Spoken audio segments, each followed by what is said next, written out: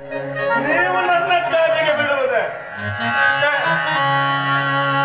ನಿಮ್ಮಂತ ಮರ್ಯಾದತ್ತ ವ್ಯಕ್ತಿಗಳು ನಮ್ಮಂತವರ ಕಾಲಿಗೆ ಬೀಳಬಾರದು. ನೋಡಮ್ಮಣ್ಣ, ಈ ಕುಡುಕನ ಕಾಲಿಗೆ ಬಿದ್ದವರು ಯಾರು ಉದ್ಧಾರ ಆಗಿಲ್ಲ. ನೋಡು ಶಂಕರ್, ಉದ್ಧಾರ ಆಗುವುದು ಮುಖ್ಯವಲ್ಲ, ಪ್ರಸಂಗಕ್ಕೆ ಸರಿಯಾಗಿ ಕತ್ತೆಯ ಕಾಲನ್ನು ಹಿಡಿಯಬೇಕಂತ ಹಿರಿಯವರು ಹೇಳಿದ ಹಾಗೆ ನಾನಿಂದು ಸಾಹುಕಾರನಾಗಿ ನಿನ್ನ ಕಾಲಿಗೆ ಬೀಳುತ್ತಿಲ್ಲ, ಒಬ್ಬ ಕನ್ಯಾರ್ಥಿಯಾಗಿ ನಿನ್ನ ಕಾಲಿಗೆ ಬೀಳುತ್ತಿದ್ದೇನೆ. ನೋಡು ಶಂಕರ್, ನನ್ನ ತಂಗಿಯನ್ನು ನೀನು ಮದುವೆ ಆಗಬೇಕು.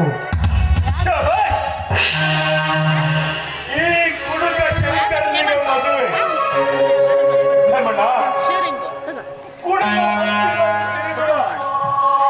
ನನಗೆ ನಿನ್ನ ತಂಗಿಯನ್ನು ಕೊಡುವುದಕ್ಕಿಂತ ಅವರಿಗೆ ಕೊಟ್ಟು ಮದುವೆ ಮಾಡಿದರೆ ಅವಳು ಚೆನ್ನಾಗಿರ್ತಾಳೆ.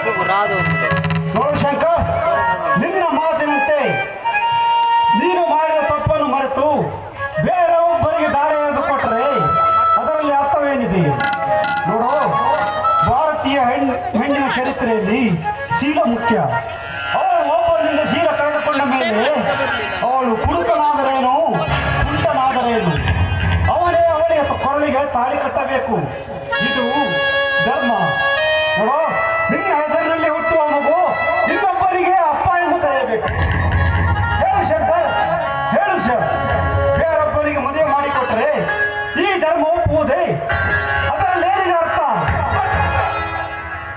ಅಷ್ಟೊಂದು ಅರ್ಥವಂತರಾದರೆ ನೀನೇ ಅವಳನ್ನು ಮದುವೆಯಾಗು.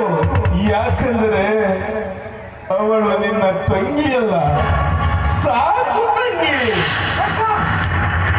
ಬಾಯಿ ಬಿಗಿದು ಮಾತನಾಡು. ಎಲುಬಿಲ್ಲದ ನಾಲಿಗೆಯನ್ನು ಉದ್ದ ಬಿಟ್ಟರೆ ನಿನ್ನನ್ನು ಇಲ್ಲೇ ಮನ ಹೊಂದಿಸುತ್ತೇನೆ.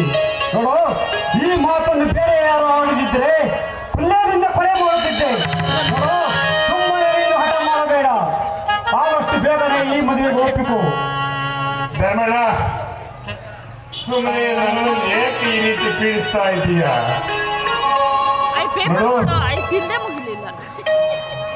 ನೀನು ಈಗ ಜೇಬಿನಲ್ಲಿ ಎಷ್ಟು ಹಣ ಇದೆ ಅಷ್ಟು ಕೊಡು. ನನಗೆ ನೀನು ಹಣ ಕೊಟ್ಟರೆ ಮಾತ್ರ. ಹಾಗಾದರೆ ನಡಿ, ಮನೆಗೆ ಹೋಗೋಣ.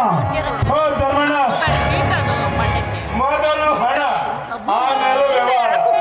ನೀನು ಹಣವನ್ನು ನನಗೆ ಕೊಡು, ಆಮೇಲೆ ನಾನು ನಿಮ್ಮ ಮನೆಗೆ ಬರ್ತೇನೆ.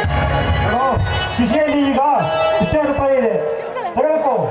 ಆದಷ್ಟು ಬೇಗನೆ ಬಾ, ನಾಳೆ ನಿಮ್ಮ ಮದುವೆ.